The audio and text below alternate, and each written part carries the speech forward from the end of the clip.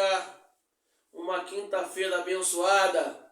Hoje é dia 1º de maio, Dia do Trabalhador. Obrigado, meu irmão, por tudo que você faz para carregar esse país nas costas, para poder suportar tanto corrupto, cara de pau sem vergonha, que fica mastigando a gente, né? Que fica nos sugando. Mas isso vai passar. Deus é pai, não é padrasto. Parabéns pelo seu dia, meu irmão. Obrigado por tudo, ok? Você é um exemplo para esse país e você é dono desse país. Você faz parte do povo brasileiro, ok? E eu não tenho jeito, eu tenho que estar por aqui trazendo notícia para vocês e deixo claro, faço com muita satisfação. Valeu? Família, vamos trazer a situação do Germancano e vamos dar um pitaco naquele papo daquela camisa vermelha. Vou trazer um pitaco para vocês aí, do que eu vi por aí, do que eu discordo, do que eu concordo. Vou trazer para vocês também, ok? E tem notícia boa, tem craque perto de voltar, hein? Mas depois da vinheta eu conto tudo, segura aí.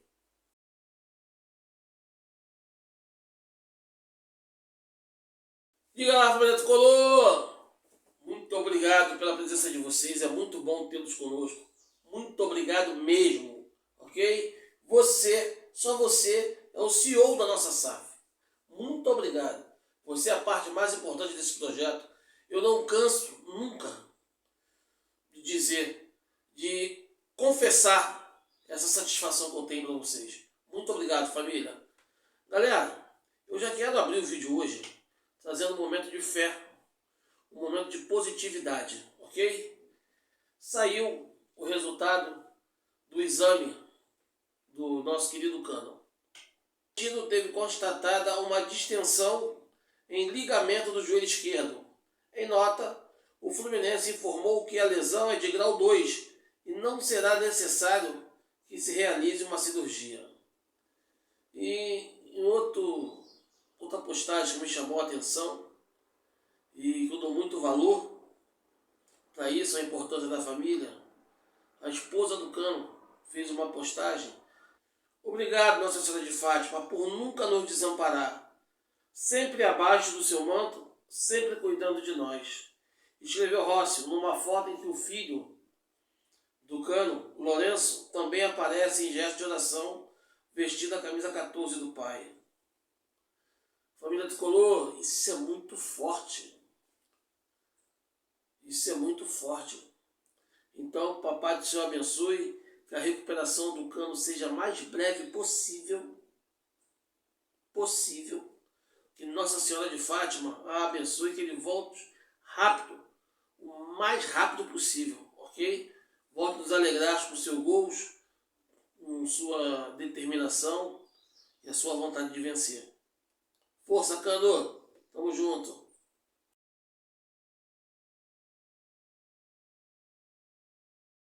Família, trago agora para vocês uma preocupação que eu já externei no último vídeo e eu quero reforçar aqui.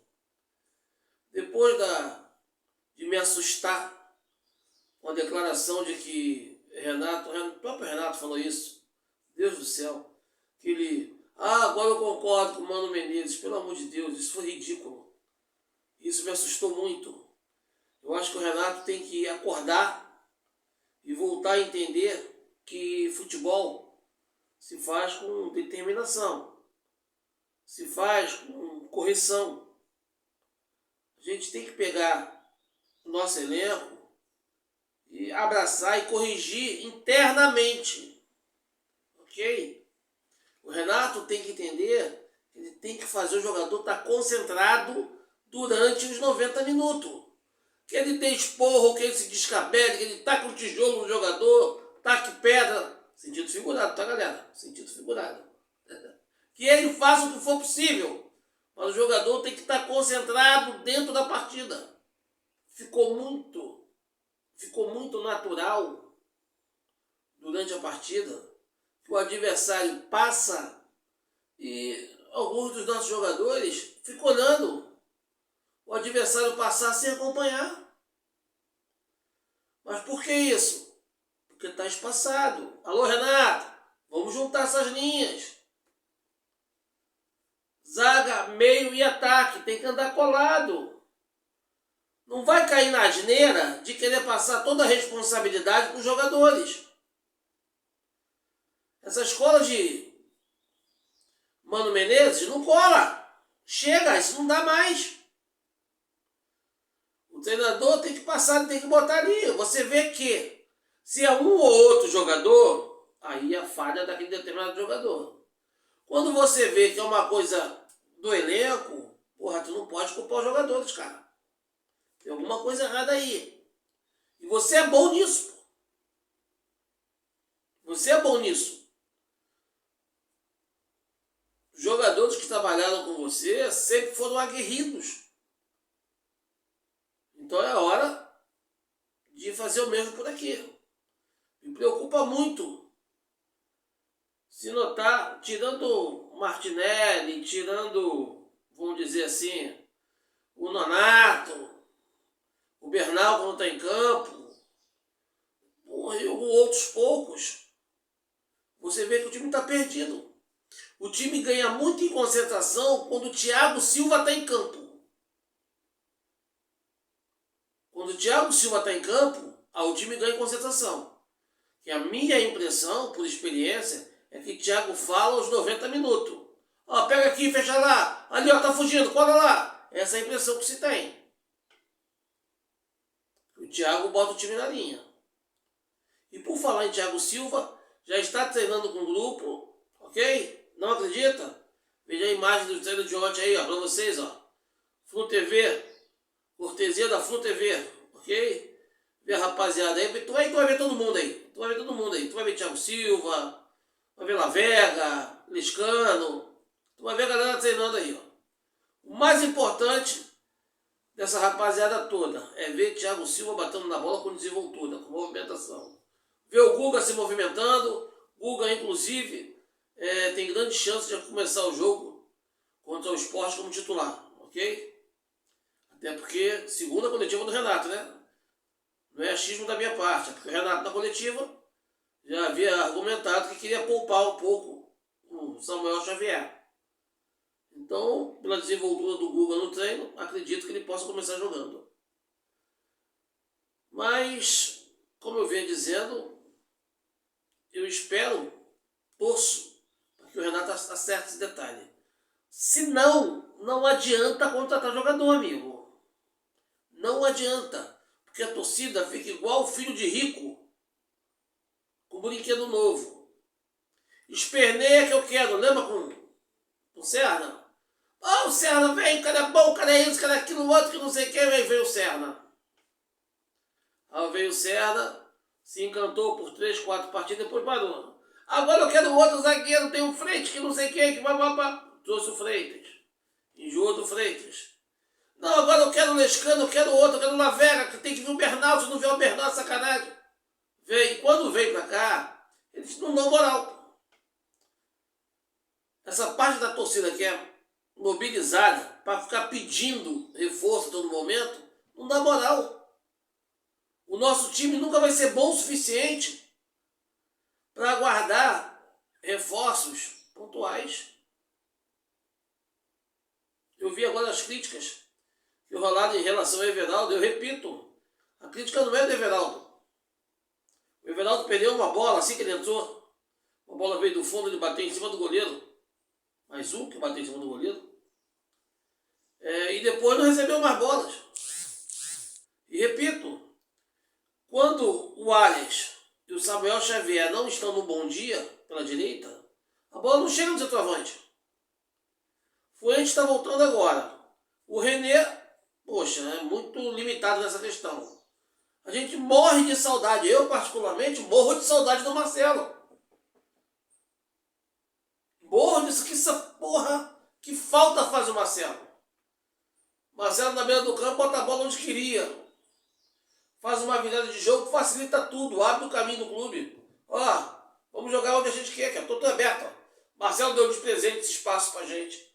Hoje nós não temos isso. Hoje nós não temos essa facilidade. Quando o Samuel Xavier, quando o Arias tem espaço, ele levanta uma cabeça e acerta o centroavante na boa. Quando o Samuel Xavier tem espaço, ele levanta uma cabeça e acerta o centroavante na boa. Quando o Arias tem espaço, ele levanta uma cabeça e acerta o centroavante na boa. Vejam aí os gols do Cano com passe do Arias e os gols do Everaldo com passe do Samuel. Mas tirou o lado direito, o lado esquerdo tá capenga. Tá complicado. Então temos que corrigir. Primeiro o clube, os jogadores ali. Vamos olhar para dentro. Tem que olhar para dentro.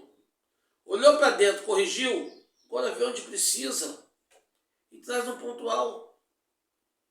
Eu acho que é dessa forma mais positiva e a mais correta, ok? Quero saber a opinião de vocês.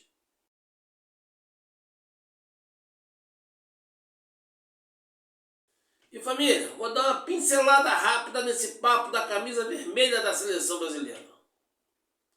Em primeiro lugar, família, eu tive ouvindo aqui, para poder entender, eu fui ouvir alguns comentaristas aí que são famosos, que estão aí, que supostamente tem alguma relevância ainda para o futebol, e eu fui ouvir algum deles, até por profissionalismo, e que eu tenho que, de vez em quando, ouvir o que essa rapaziada tem a dizer. E eu te confesso que eu tive, assim, até boas referências de onde eu não esperava, mas eu tive. Entendeu? Ganhou meu respeito. Meu respeito sempre teve, né? Só não concordo com o que eles fazem. São ser humano merece respeito. Mas profissionalmente ganhou minha atenção. Mas eu já conheço algumas coisas dele. Outros, beira psicopatia. Eu vou comentar aqui por educação. E tem mais um que é João Sem Braço. Então vamos lá. Neto e Casagrande. Rapaz, Neto e Casagrande me surpreenderam de forma positiva. Ok? Até porque esses ex-jogadores, né, melhorou e muito o lado político deles. O problema piorou depois que eles pararam de jogar bola. Mas os dois entendem a importância da camisa amarela. Ok? Então, sabe, camisa vermelha nada tem a ver com o Brasil e é coisa totalmente fora de ética, sem noção, beira escrotidão. Não tem por que ser. Ok? Então eu gostei da entrevista, mesmo que depois tenha umas abobrinhas e tal, não sei o quê, mas não dá para Neto e Casagrande falar só a coisa importante. Fica complicado. Ok? Eu fiquei satisfeito até com o que eu vi deles. Pelo menos mostra que eles têm um pouquinho de patriotismo. Isso eu gostei. Depois veio Mia Lacombe e Mauro César. Galera, eu não vou nem falar aqui o que eles comentaram, que são coisas deprimentes. Eu não vou fazer vocês passarem por isso. Beira a psicopatia. Não estou dizendo que são psicopatas, não, pelo amor de Deus. Mas ali, a militância ali, é um extremismo militante que atrapalha o futebol há muito tempo, né? Mas eles têm um guru para eles. Quando os gurus que eles idolatram perderam espaço, eles também perderam. Porque eu, na minha opinião, a questão não era profissional, eles estavam ali por ideologia. A hora que a chefia perdeu brecha, eles também perderam. Entendeu? Então eu particularmente não vou nem trazer o assunto deles. Se vocês quiserem, vocês podem caçar aí pelo X, pelas redes sociais, mas eu acho sem total relevância e que não contribui de forma positiva em nada para o debate. Tá? Agora, o André Rizek, rapaz. O André Rizek, ele fez um comentário ali que ele... daquela de João Sem Braço, né? Que ele ameaça flertar com a população, com o povo brasileiro, mas ele faz a militância dele e no finalzinho puxa para a lacração. Eu particularmente não concordo com o André Rizek. Inclusive o André Rizek ele pede a camisa preta contra o racismo para a seleção brasileira. E ele também, de forma até infeliz, né, na minha opinião, ele fala que as pessoas decentes usaram a camisa amarela nos anos 80. Ou seja, o patriota que usa a camisa amarela hoje é indecente. Por quê? Porque Porque na cabeça dele e de todos os outros que eu citei aqui, eles acham que a camisa amarela foi tomada pelo bolsonarismo. E eu quero dizer a eles, a todos eles, sem exceção, que a camisa amarela não foi tomada por movimento político nenhum. O fascismo sempre existiu do lado da esquerda. Quem andou com o nazismo lado a lado foi a esquerda. Pega a origem do bigodinho que vocês vão ver de onde ele veio. Então, galera, os símbolos nacionais estiveram sempre aí e desde o regime militar passamos, né, a ser comandados por comunistas e nenhum deles nunca se importou com os símbolos nacionais. Até a bandeira foi descartada, que tudo que eles usavam era vermelho, lembra? Tudo que eles usavam era vermelho. Vocês podem pegar os valores cívicos, todos eles foram destruídos. Não se comemora mais Dia da Bandeira, Dia do Exército, nada. Essas datas foram extintas do calendário brasileiro. Só foram passar a ser revividas depois que o Bolsonaro chegou ao poder.